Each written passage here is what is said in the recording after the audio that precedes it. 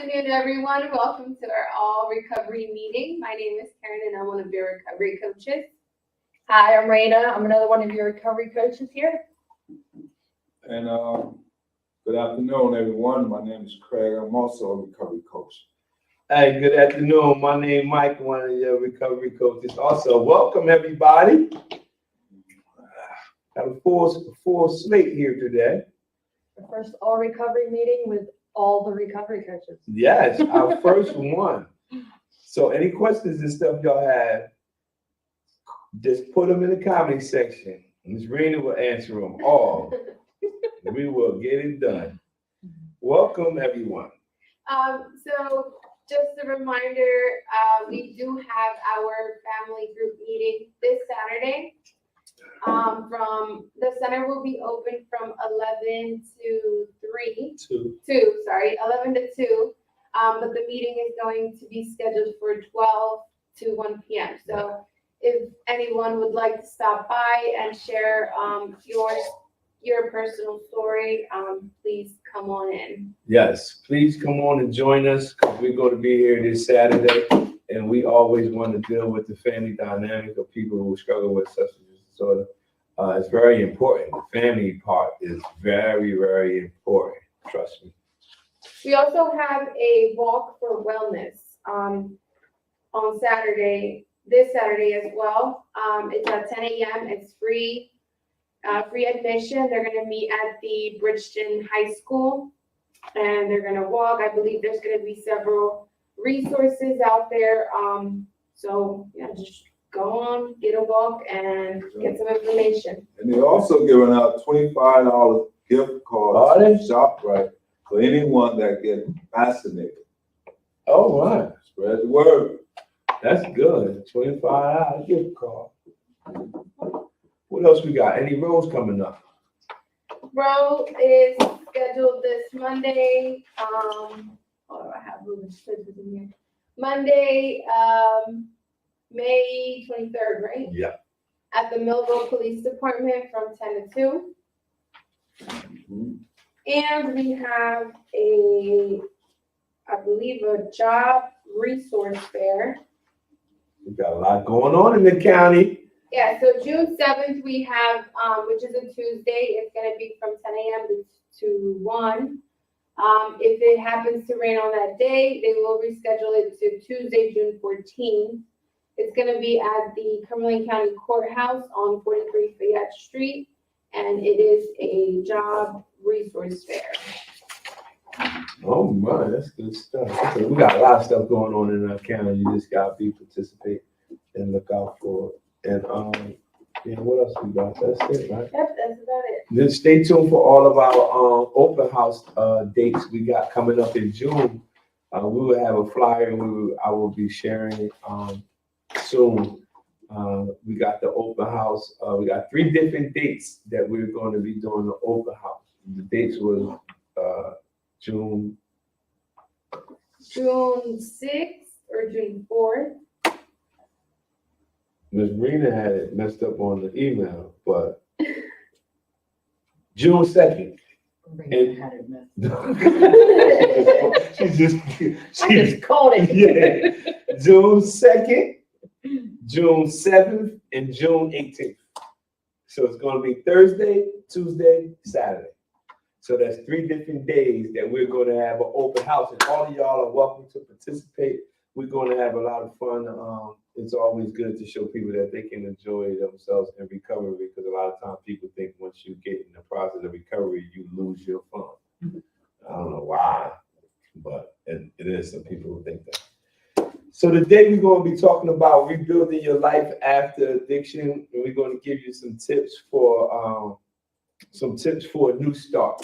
And the reason why I thought about this is because the whole process, I think a lot of times we forget that it's a whole process. And I always use my own personal life of having 13 years. I tell all my friends or mentees or sponsees, whatever terminology you want to use, I tell them that it's an ongoing process. It's not, I'm not exempt, or people in recovery is not exempt from experiencing the same things that they are experiencing. So if we're all in the same world, what is this person doing versus a person who continued to fail differently? And I think a lot of times we think the rebuilding process is a one-time event when really it has to become a lifestyle. Like you literally have to live it every day. When you wake up the next day, guess what? You got to do it all over again. And as soon as you get to that place, Miss Rita was talking about, as soon as you get to that place, like I got it, that's when you're about to go down. Yep. There is absolutely never a place where you say, I arrived. That's it. I don't have to do no studying, no in no recovery, no. Whenever you get to that place, it's the worst place to be. Some more growing to do. Yeah, because you really think you arrived. So we're going to go through these lessons right here. And it says, suddenly enter a drug and alcohol recovery program and becoming sober is difficult enough. But rebuilding your life after addiction can only complicate things more. Initially, you'll have to conquer withdrawal symptoms and cravings to use again, which is the substance part.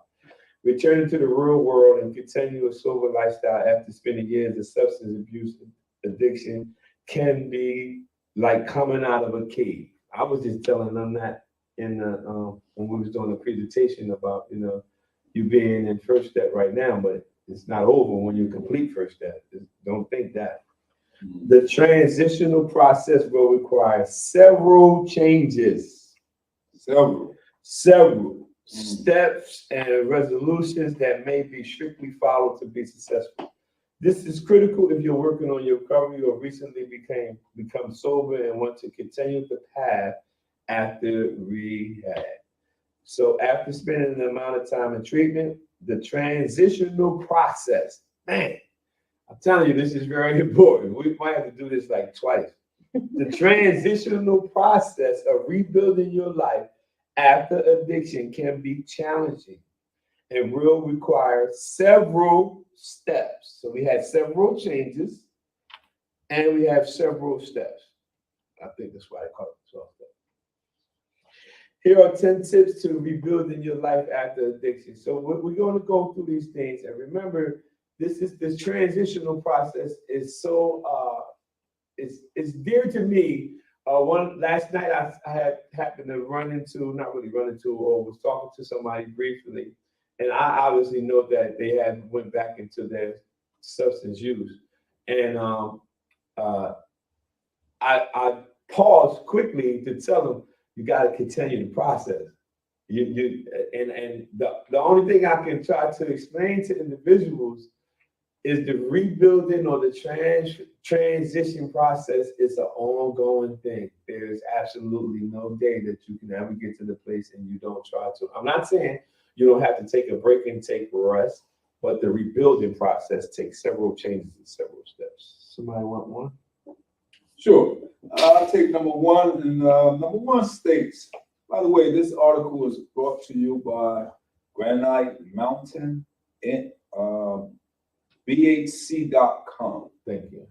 And we have to put that disclaimer out there. Also, step number one, slow and steady wins the race. Often, those who are recently rebuilding their life after addiction believe they are suddenly ready to jump back right into the world. Far from the truth, as Mike said earlier. But they usually realize quickly they are very far from being 100% ready. And I experienced that when I went through the therapeutic program. I thought I was complete. I went all through orientation, main treatment, and reentry. And I said, oh, I'm done. Gave me my certificate. They said, oh, look, you got a continuation plan. I said, what is that's aftercare. You told them about all the treatment you did. They told you, oh, that's cute. Yeah. Sorry, right. It's amazing. You'll feel reinvigorated and recharged and living life to its fullest, but you should moderate. You should moderate. Take your time. Don't rush into it. Life pace will likely feel quite differently now, and it might take time to reacclimate. But remember, regarding substance addiction recovery, slow and steady wins the race. All right? The race is not to the swift, the race is to those who endure to the end. That's good stuff, man. But you gotta take it slow and steady. And the reason I always say I can only use my own personal experience, but the reason why you want to take it slow and steady is for a prime example. When I didn't have a check or I didn't have a job and I was coming from rehab, if I would have got upset that I didn't have this job, I didn't get a job literally until two months and a half after rehab. I was just doing like side end things, but I really wanted to check. I'm like, I'm picking up money because I'm not lazy, but I wanted a job. I wanted, but I just had to take it slow. I had people around me I wasn't obviously starving. People was like, helping and assisting you, but I still had to take it slow. I had to take it slow. So you have to do the exact same thing. It's a good tip right there. And sometimes people want to like get back everything that they lost, the job, the house, the kids, like all at once, and then get overwhelmed and end up, backsliding. So it's good to take things little by little. Backslide. Yeah. Mm-hmm. That's a different term from relapse. Yeah. It's still all the same. All the same Yep. boat. But that slow and steady pace, it will benefit you better. Yeah, in the long run. Yeah, because we often talk about the substance aspect, but as I believe you said, Mike, before, there's different components. There's anger, there's emotions, Everything. there is psychological. That's a whole host of things. But this article we're going to touch on 10, right? Yeah, we're going deep. Let's get it. Who's next? Put one next. I'll do step 2. Make things right. Chances are in the substance abusing days, you did bad things or failed during that previous lifestyle. Even though these things happened during the addiction era, these actions had still caused people to become upset or have animosity. However, most loved ones will be happy to have you back healthy and sober and begin to realize the influence of old wounds can heal as time goes on. It is crucial to quickly and effectively find ways to repair any damage you previously caused and make sure you make things right. And that's not saying, I'm sorry, I won't let it happen again. It's like taking the effort and showing that you are making things right. That's good, because I don't know what step it is. I can't remember about making amends and everything. The But 9th step. thank you. That's the one I'm working right now. Oh, see, I did it. So I'm all What's a in good team right the here? amends, making I know it, but I just things didn't know right which one it was. phase. But that's good though. And majority of that making amends, a lot of people think verbally saying, I'm sorry. But nothing is more powerful than you just living a different lifestyle. Absolutely. When you live in a different lifestyle, it's like you saying sorry by not doing the same things that you did before. So you got to make things right. And a lot of times, if I remember, somebody's always watching you. So if you're living a different lifestyle from the lifestyle that caused the pain or whatever, trust me, they'll be like, I remember I was in Walmart and it was a very scareful time in my recovery walk because I did stuff when I was using it, and it was like with a guy that was in a gang with drugs and stuff, and I just totally stole the drugs and everything.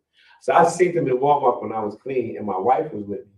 What I did was I got my wife to go into another aisle to get something because I literally thought that this is going to not be bad, and I don't want my wife to get into this situation.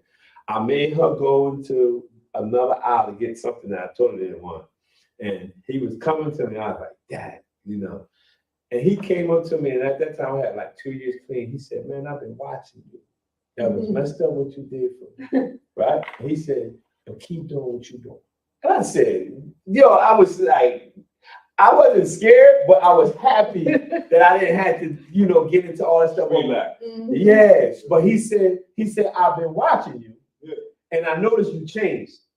He said, "Keep doing what you're doing." So even in that situation, I was able to make amends or make things right with somebody that was totally not thinking about doing right things at that time. I don't know what he's doing now, but he seen what I was doing and he was willing to say, "You know what? Now, if I was still running around doing, I don't care." But your mind was focused on positive reinforcement. So sometimes, like I was saying, making things right, you can just live your life the right way and repair some of those things. Yeah. Who's up? Step three. Number 3 is do what's expected of you. Another step to take when mending relationships with friends and family, and to find out what they expect and need from you and their expectations of your behavior when dealing with them. For example, if you began using drugs and alcohol as a teen and now you're in your late 20s, the early 30s, life has changed. You may only remember things back when you were sober and a functioning family member, but those roles and expectations in those relationships have also changed. This discussion isn't only for your sake, but for the sake of your loved ones too. They've gotten used to viewing you as a substance abuser and will continue to think of you that way unless you can show them differently. They may even expect too much now that you are back to being sober. Follow the rules and do what's expected of you to help make loved ones view the present and form more practical standards moving forward.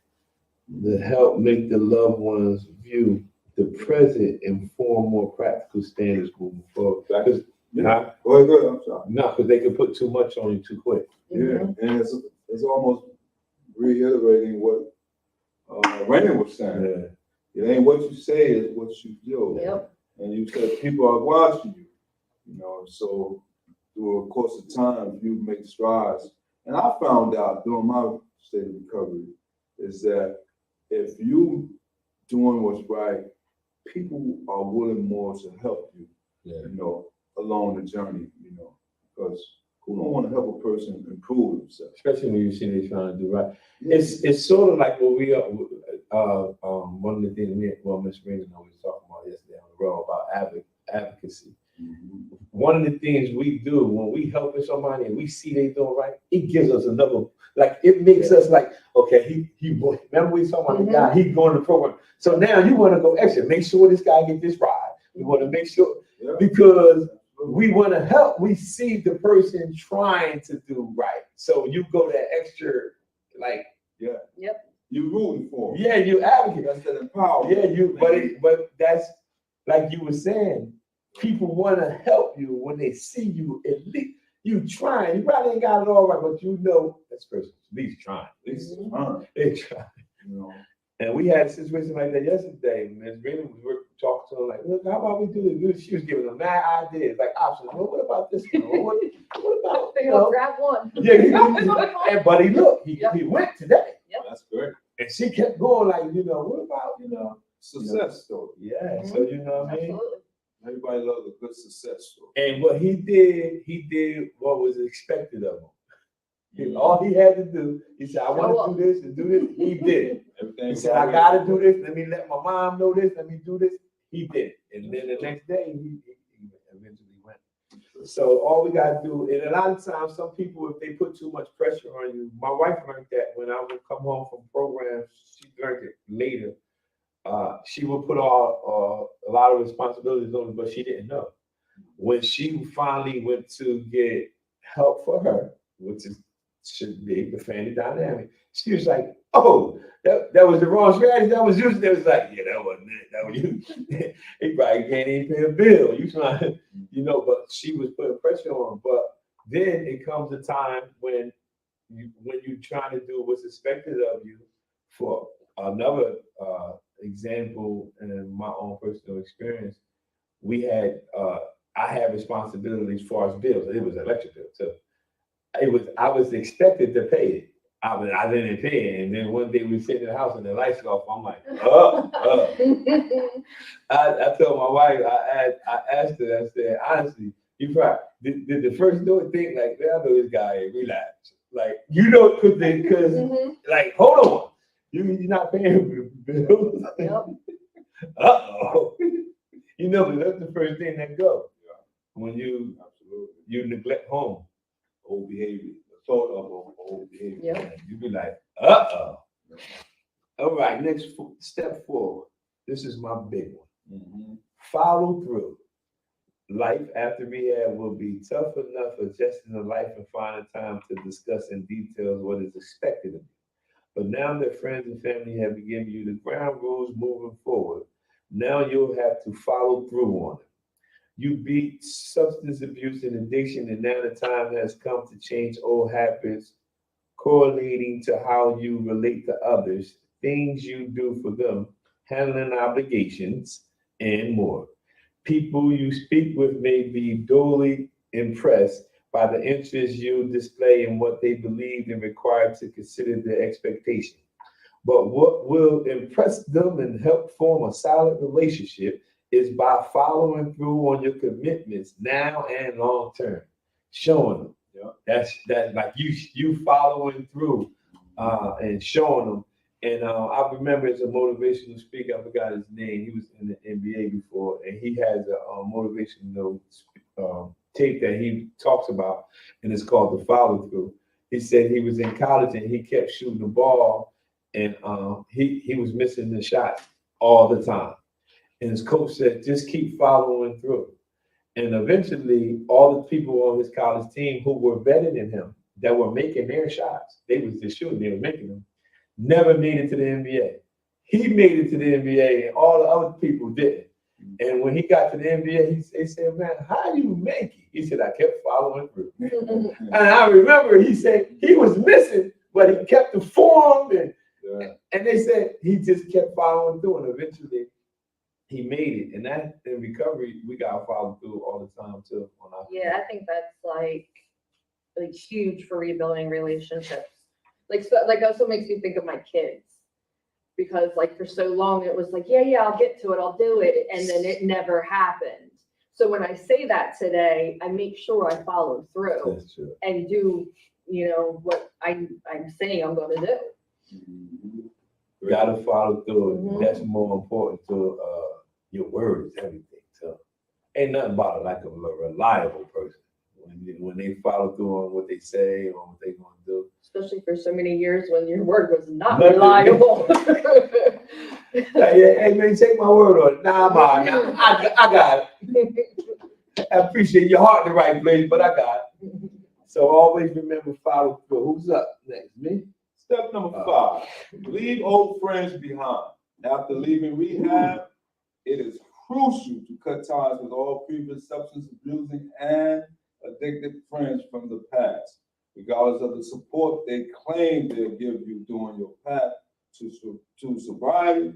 The fact is, their presence will only stall your progress, even in situations where it's a good friend or even a family member. They will bring you down and possibly trigger you to use again. Mhm. So you have to that's some good advice. You have to leave old friends behind. So Especially if they still use. yeah, because they can, what does the article say? They can stall your progress. Stall. People, places, and things. People, places, and things. During individual psychotherapy sessions, you'll learn that even friends and family members who are happy that you'll become sober still may not fully support your new lifestyle. That's good. I was listening to a sermon. The guy says, all right, turn to your Neighbor. And they turned to the neighbor and they said what he asked them to say. He said, nah, that's one of your haters. Now turn to your congratulator. And so therefore, be aware those who say they vote for you, they may not They fully support you. fully support Because everybody don't truly, you would think everybody will support your lifestyle change. And then I've learned later, that some people, he said, your issue was using drugs. Their issue was you having to call on them. Wow. I said, that's good. He said, they were addicted to you always saying, I need you. So that was their Codependency. yeah. So now you don't need them. They like, she ain't all that. I have a friend that's going through that actually with his marriage. Yeah. Because the wife was so used to picking up the pieces, Yeah. and now he's like standing on his own too, and it's kind of like. Don't need me. Like I don't. It's not. It's totally. Mhm. And that's tough because everybody's not fully support your new lifestyle. So the article says, when someone or friends or family don't fully support your new lifestyle, don't take that personally. They're just afraid you'll push they're just afraid you'll push your get clean ways and lifestyles onto them. Yeah. Oh wow. That's something to think about. They'll realize your lives are going in an entirely different direction with them on the opposing end of the spectrum. Mike just talked about that. Even if that's not the case and you still fully support each other, hanging with others, getting drunk or high will only tempt you. Being around them can at any moment trigger a relapse. So stay away or keep it at busy, right? Formal meeting places. No amount of sentiment is worth your health, happiness, and especially your sobriety. Leave old friends behind. I just want to share this because as I was reading, I was thinking and trying to get it all out. That's why I was muddling and stuttering. But anyway, enough said of that. Like, I got old friends who I haven't seen or spoken with in a long time, and they be sending me friend requests. And so before I accept a friend request, I do a assessment. I check their page, and one of the guys, I really, me and him got along really good, and he's smoking marijuana, and I'm like, I don't think I'm be able to do that one, Maybe we can talk, on the phone, distance, but, people, places, things. Yeah, it's important. And the old baby I was in when my friend passed away not so long ago, and we were in Atlantic City, and we was taking pictures, and there was all these people in the pictures, but they had like stuff I don't know, but I'm like, yo, y'all gotta get out of the picture, or take the stuff out of the picture at least, right? Yeah. So they disregard anything I say. But all the guys that I grew up with, how I am, they start covering all their stuff. The people was like, yo, what are you doing? They put their shirts on their stuff. They covering up. They was like, yo, he's sad. He can't. What are y'all doing? Like, yeah. But that's, my wife said they're good friends. They're the friends you want to be there, you know what I mean? And that, like, he don't do this, so why would I do this around him? Whatever you struggle with is on you. Yeah. But one of the things right here, when it says they're just afraid you'll push your get clean ways and lifestyle on them, because let's say you so locked on, like my spiritual foundation is on the church, right? My recovery path, right? And I try to force everybody to do my path, right? You forcing my new lifestyle on you. That's what you don't. Whatever path you got, but you can't force it on the other individual. Right. So some people feel different about you because you try to force that on them. Like, this is why, and they're not really against it, but they don't like, that's not me though. Right, many pathways of recovery. Yeah, man, that's the worst thing. I can't stand. I be trying to teach people that all the time. Y'all keep trying to force people. That don't work. That's Charles described it. What's next? Me? All right, I take it. Finding new hobbies. Walking.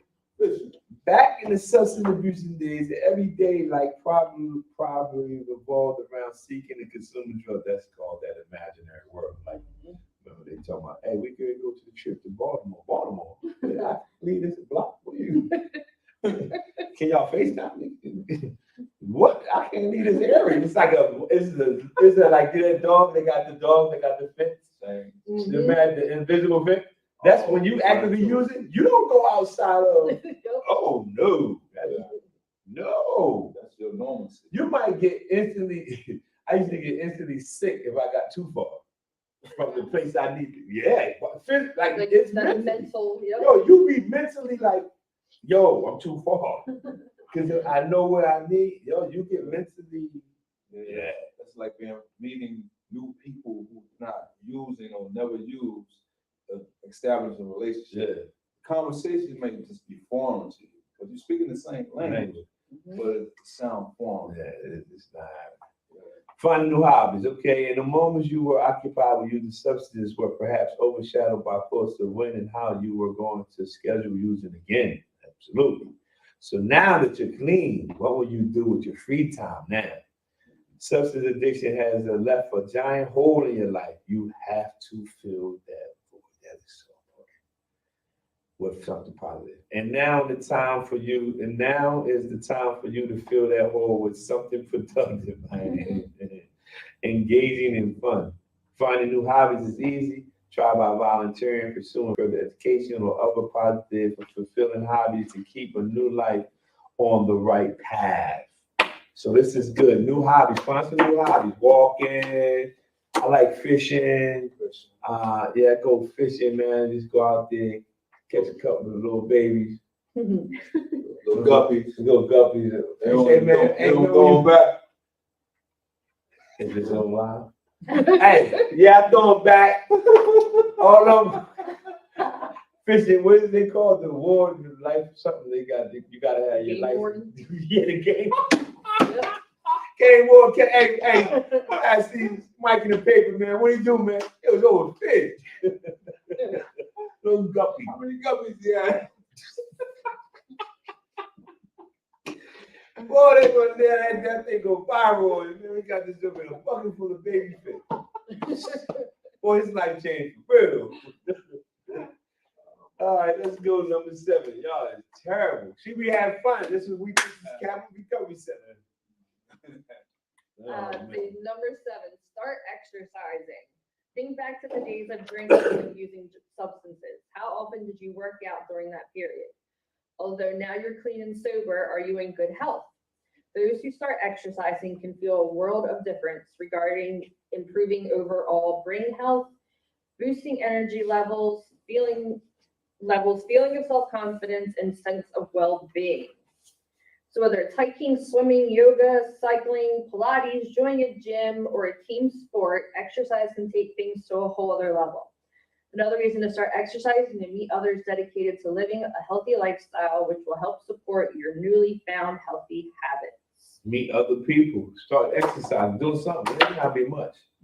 I missed the recovery walks we had before. That September, we was just. Census walk. We went to Millville, Bonnet.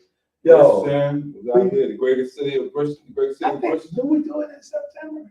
September. Yeah, we still do the September because it's recovery month. Month, okay, yeah. I mean, and we still have the walking through recovery every Friday. but Morning, nobody's showing up. No one shows up. Just us walking for, but we support you, listen, man.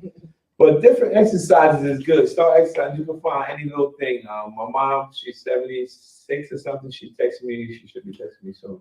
I'm about to take a walk, and she walks around her complex, and she lets me know I'm back from my walk. Then when it's nice, I walk.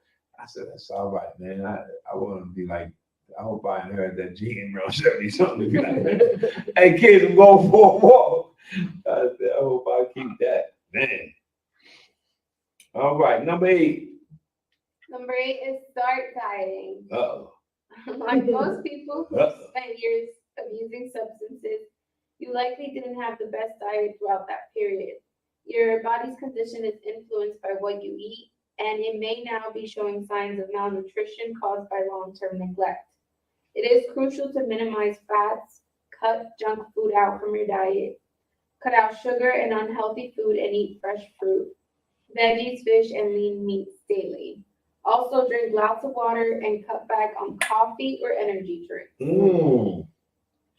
All right, listen. Energy drinks are huge. I swear they're replacing coffee and Everything, yeah. They are. But dieting, everybody finds that. Dieting is challenging for everybody. You ain't even got to be in recovery. Dieting. Yeah. It's just challenging for everybody. Just because it has to become a lifestyle.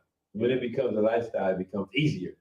You know? When you just you know what I mean? Like me getting up, like nobody will have to teach me. I read the Bible every morning. Nobody ain't got to get up and tell me to read it. Like it's such a part of me that I notice if I don't do it. So dieting is the same thing. When dieting becomes a lifestyle, it's not even dieting to you. It's like, what's the big deal?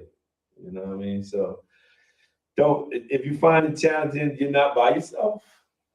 Not by yourself. Not by yourself. Number 9. Get plenty of rest. Bye. Whatever your sleep schedule was in the substance abuse era, it probably wasn't very conductive to providing good mental and physical health. Staying up all night and sleeping all day sound like our target behavior population, but we're gonna get it together. Along with broken sleep throughout the night, did not help your health or mood. going multiple days without sleep, and then crashing are only a few basic models of sleep schedules that qualify as rest for a substance abuser. Yes, your sleep pattern was definitely out of whack. That's true. Sleeping, you thought you was gonna miss a high. I can't go to sleep. What's that? Yeah. Wait, why are y'all sleeping? The drug didn't let you go to sleep. Yeah. Then when you crashed, that's when I slept. Like I woke up somewhere. Like I didn't even plan to go to sleep. That was a crash. I think I said this story, Mike. I said I had a court appointment. And I was up all that night prior. I was getting high. And so I'm in the hallway. And so my head is down. And when I look up, I see nothing but lawyers, prosecutors, nice suit on. Yeah, where I'm at. I'm like, what in the fuck? I felt so embarrassed. But I always remember that vividly. Like, You crashed. I cried. You crashed. That was a crash. But it wasn't he planned to sleep. That was a crash. Boom. That's when your body said, you know what? You go ahead. I'm standing. That's when your body be like, you know what? This dude gonna keep running, huh? All right. I got something for you. What was on? Right?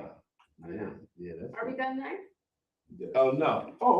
There's another part that says, chances are you'll be surprised to see the difference sleeping for 8 hours every night can make it. It can help convert into a far better mood, higher energy levels, sharper mental alertness, better health, and more. But it all starts with getting plenty of rest. We get most, I'd say 6 hours. How many hours sleep? I think I sleep too much. Oh, yeah. Yeah, I sleep a lot. I wish I had that problem. I can't, no matter what, I get up early. I can be off. I'm rested. I'm not like lack of energy, but I don't know, my brain and everything is sharp in the morning. Like, and I go to sleep. Last night I was watching basketball or whatever. It was like 9:30. My grandkids was jumping all over, and I was like, Papa, get up, jump. I'm like, I'm not jumping. So next thing I know, the game was going off. I was like, Dad, I ain't watching none of the game. Man, I hit record. But plenty of rest. It's important to get rest. I've learned how to discipline myself to get rest during the period of the week too. Like when I'm not doing that, just sitting around. Step 10. Let's do. We won't read. I don't know who want me on. All right, step 10. The most critical step to set and accomplish goals. The most critical step to take following substance addiction rehab is to figure out your life goals and set about following them. This will help put our positive things in motion. Now that you're headed along a solid path towards your dream, like exercising, getting plenty of rest, and being good to loved ones will eventually fall into line. This is an especially significant step to practice since you're probably not set any meaningful goals due to your substance abuse. Now your new future is a blank slate. Wow, that's what they told us. And you decided who and what you want to become, accomplish in life, but you must make that decision and carry it out. It's a follow through again. That's their follow through. A blank slate. Yeah, I like that. Your new future. The new future. That's what yesterday we had at my church Bible study, and the lady that was doing the Bible study, that was doing the Bible study, she passed out a blank paper to everybody when they came in for Bible study. And then at the end, she said, write your name on it. And we wrote our name on top. And then at the end of the thing, we was like, yo, what was the blank paper for? She said, that's a clean slate. You got a clean slate every day. I said, I like that. I'm still in there. I give credit the first time. After that, I came up with that. But anyway, set goals and accomplish goals. We talked about this when we had our team building. Remember that when they was doing their presentation, and a lot of people here was like, one of the things that my score is low in is my goals or purpose. And a lot of times, that's a part that people had goals or set goals, they just got away from them for whatever reasons. So I think we need to set goals, and we need to do that one day. We're going to do a board. A vision board. Yeah. That vision board is waiting for y'all. Yeah, we need that. We need a vision board. We need it. That's what we're gonna do. We're gonna do a vision board. All right, guys, we see y'all next week. Tuesday, right? Tuesday at 2 p.m. Thank you for joining us.